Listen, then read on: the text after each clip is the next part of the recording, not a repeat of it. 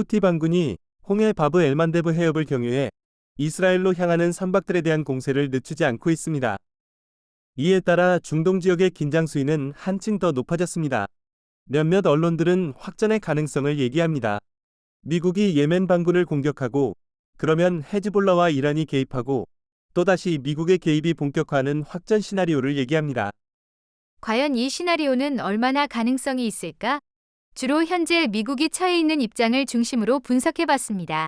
주제에서 벗어나지 않기 위해 후티 반군의 역사적 배경이라든지 혹은 홍해에서 운항선박에 대한 후티 반군의 공격 상황에 관한 내용들은 생략하도록 하겠습니다. 다만 한 가지, 후티 반군이라 하면 정부군에 비해 규모가 왜소한 반란군 정도로 생각하기 쉽지만 그렇지 않다는 점은 미리 말씀드립니다. 후티 반군은 예멘의 수도인 사나를 비롯해 대부분 주요 지역을 장악한 상태입니다. 사실상 예멘을 지배하고 있습니다. 그럼에도 반군이라는 용어가 사용되고 있는 것은 이란을 제외한 어느 나라도 이들을 정식 국가로 인정하지 않고 있기 때문입니다. 가장 먼저 생각할 수 있는 것은 어떤 경우에도 미국이 예멘에 지상군을 투입할 상황까지 가기는 어렵다는 것입니다. 지상군 투입은커녕 그 전 단계 작전이랄 수 있는 대대적인 공습 역시 쉽지 않습니다. 대내외적인 상황 모두가 그렇습니다. 이스라엘 하마스 전쟁이 지속되면서 휴전을 요구하는 목소리들이 커지고 있습니다. 미국 본토는 물론이고 다른 여러 나라에서도 휴전을 요구하는 시위들이 연일 확산되고 있습니다. 특히 팔레스타인에서 민간인 사망자들이 크게 늘어나면서 세계적인 여론은 조속히 전쟁을 마쳐야 한다는 쪽으로 흘러가고 있습니다. 이런 상황에서 미국이 세계적인 여론을 뒤로한 채 예멘의 대대적인 공습을 감행하기는 쉽지 않습니다.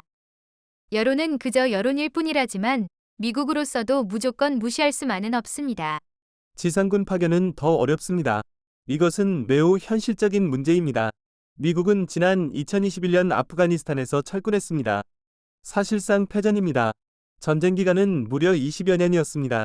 엄청난 재정과 젊은이들의 희생을 대가로 치룬 전쟁이었습니다. 미국의 여론이 또다시 예멘 파병을 보고만 있을 리는 없습니다. 게다가 실제로 지상군이 투입됐을 때 속전속결로 예멘의 반군 세력을 제압해야 하는데 이것 또한 쉽지 않습니다. 우월한 무기로 공습을 감행하는 것과 지상군을 투입해 전투에 돌입하는 것은 다릅니다. 후티 반군은 오랜 전투 경험을 갖고 있습니다. 미사일이나 드론을 날릴 정도의 화력도 보유하고 있습니다. 막상 지상군을 투입하면 미군 역시 상당한 희생을 각오해야 하고 그 기간도 얼마나 될지 알 수 없습니다. 궁극적으로 지상군이 승리한다는 보장도 없습니다. 이는 베트남 전쟁과 아프가니스탄 전쟁이 미국에 가르쳐준 교훈이기도 합니다. 러시아 역시 지상전에서 우크라이나를 단기간에 제압하는 데 실패했습니다.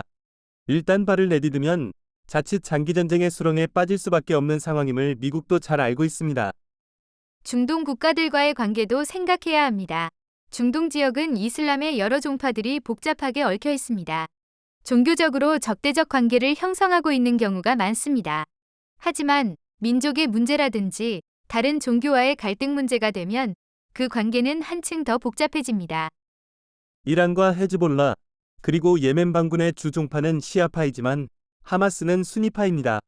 하지만 지금 수니파 하마스를 지원하는 세력은 시아파 세력인 이란과 헤즈볼라입니다. 그만큼 종파 간의 문제는 복잡합니다. 후티 반군은 수니파 국가인 사우디아라비아와 그동안 지속적인 대립관계를 유지해왔습니다. 지난 2021년 사우디의 아람코 정유시설을 드론으로 파괴했던 것도 바로 이들 후티 반군이었습니다. 그러다가 2023년 4월 사우디아라비아 대표단과 후티 반군이 예멘 수도 사나에서 본격적인 평화 협상을 시작하면서 이들 사이에 화해 분위기가 조성되던 참이었습니다.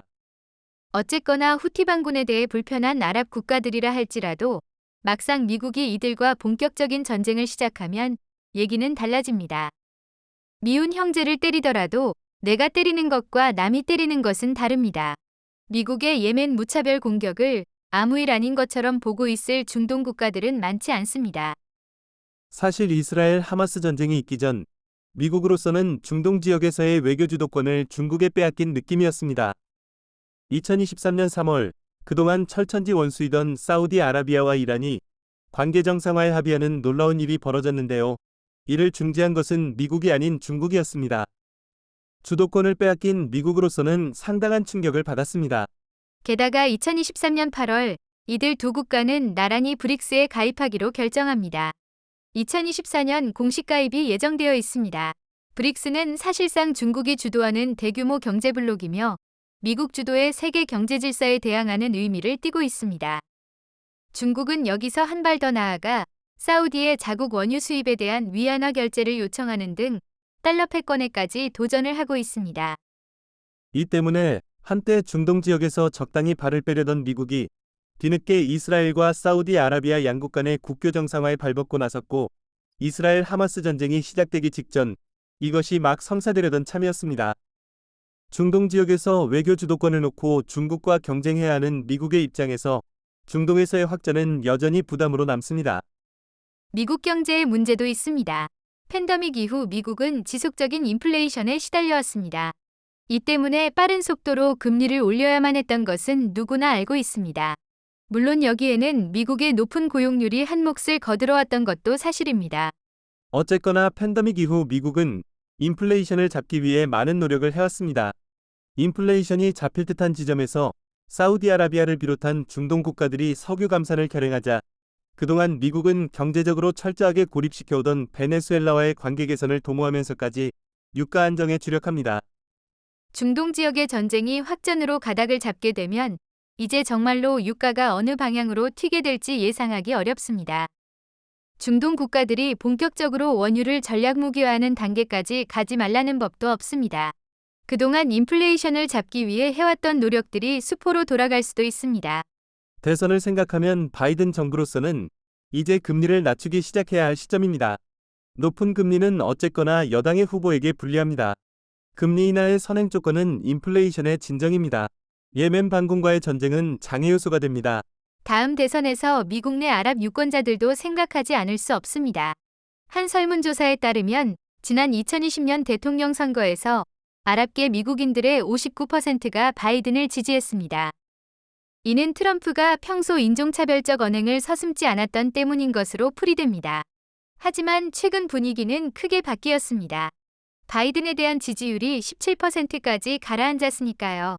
바이든이 이번 전쟁에서 이스라엘 편에 선 것에 대한 아랍계 미국인들의 반발이 커지고 있습니다. 미국 대선에서 전통적으로 공화당을 지지하는 주와 민주당을 지지하는 주는 잘 바뀌지 않습니다. 몇몇 초경합 지역의 승패로 대통령이 결정됩니다. 미국의 아랍 수도라 불리는 미시건주는 그 중의 하나입니다. 주민의 54%가 아랍계입니다. 이들이 지난 대선에서는 바이든을 지지했고 이것이 바이든 당선에 중요한 역할을 했습니다. 다음 대선에서는 반대로 될 공산이 큽니다. 애리조나, 조지아, 위스콘신, 펜실베이니아 등과 같은 주들의 경우 지난 대선에서 매우 근소한 차이로 바이든이 이겼습니다. 아랍계 유권자들이 돌아서면 이번에는 그 반대로 될 가능성이 높습니다. 내년 대선을 앞두고 바이든 행정부가 예멘과의 본격적인 전쟁까지 결행하기는 쉽지 않습니다. 후티 반군의 입장은 간단히 살펴보도록 하겠습니다. 예멘은 현재 정부군과 후티 반군, 남부 과도위원회의 3개 세력으로 나누어져 있고 현재는 후티 반군이 수도를 장악해 사실상 지배 세력으로 떠오른 상태입니다. 후티 반군이 지배하는 예멘은 산유국이면서도 국민들은 우리보다 더 비싼 유가에 시달리고 있습니다. 휴전 전에는 리터당 300리알, 우리 돈 1,500원 정도이던 것이 휴전 후에는 450리알, 우리 돈 2,300원 정도까지 올랐습니다. 내전 중에 전체 도로의 3분의 1 정도가 망가졌으나 수리는 거의 이루어지지 않고 있습니다. 전력이 부족해 생산시설조차 돌리기 어렵습니다. 학생들은 교과서가 없고 가르치는 교사는 신발도 신지 못하는 경우가 허다합니다. 이 모든 것을 반군 지배 세력의 무능과 부패 때문으로 보는 국민들이 많습니다. 불안 상태에 있는 국민들을 결속시키고 경제적 어려움에 대한 불만을 해소하는 데에 이스라엘에 대한 공세는 더없이 좋은 재료입니다. 무엇보다도 세력 간 정통성 다툼에 있어 주도권을 확보하는 데에도 이만한 재료가 없습니다. 공식 예멘 정부는 후티 반군에 대해 홍해에서의 공격은 자신들의 주권을 침탈하는 공격행위라고 비난했습니다. 하지만 이는 자칫 이스라엘을 지지하는 것으로 생각될 수 있어 적극 주장할 수 없는 상태가 됐습니다. 후티 반군에게 이미 주도권을 빼앗긴 셈입니다. 그동안 오랜 내전으로 예멘 국민들은 전쟁에 참여하는데 진력을 내고 있습니다. 후티 반군의 모병도 그만큼 어려웠습니다. 하지만 알자지라 매체의 보도에 따르면 예멘이 이스라엘에 대한 강경 입장을 보이면서 군대에 자원하는 젊은이들이 크게 늘고 있습니다. 알자지라는 후티 반군이 이들을 정부군이 주둔하는 마리브 요새 외곽에 배치했다고 보도하기도 했습니다. 이 점에서 보면 후티 반군의 이번 전쟁 개입은 그 진정성에 의문의 여지가 남습니다. 따라서 미국을 크게 자극하기보다는 적당히 도발하는 선에서 멈출 가능성이 높다는 견해들이 나오고 있습니다. 미국 역시 후티 반군을 적극 타격하기보다는 항해 선박에 대한 후티 반군의 공격을 억제하고 상황에 따라서는 이들에게 테크니컬한 공습을 감행하는 선에서 멈출 공산이 높은 것으로 보고 있습니다. 이와 관련 알자지라는 지난 11월 26일 후티 반군이 미 전함 근처로 2발의 탄도미사일을 발사한 적이 있는데 일부러 빗맞춘 것이 아니냐는 의혹을 제기하기도 했습니다. 이에 대해 미국 측이 반격을 가하고 있지 않았던 것 역시 정면 격돌을 원하지 않는 양측 모두의 의도가 담겨 있다는 분석을 내놓았습니다. 저희가 후티 반군으로 인한 중동 지역의 확전 가능성에 대해 천만의 말씀, 만만의 콩떡이라고 말씀드렸습니다만 물론 이는 지나친 확신입니다. 전쟁에는 예외적인 상황이 무수히 발생하고 돌발 변수가 튀어나오기도 합니다. 며칠 전 이스라엘이 시리아에서 미사일 공격으로 이란형 명수비대 사이드라지 무사비 준장을 살해하자 이란이 분노를 감추지 못하고 있습니다. 이 또한 생각지 않던 변수인 셈입니다. 다만 이번 분석이 바브 엘만데브 해협의 긴장이 고조되는 상황에서 미국과 후티 반군이 처한 서로의 입장이 어떤 것인지 판단해보는 자료로서 도움이 되시면 그것으로 충분할 것 같습니다.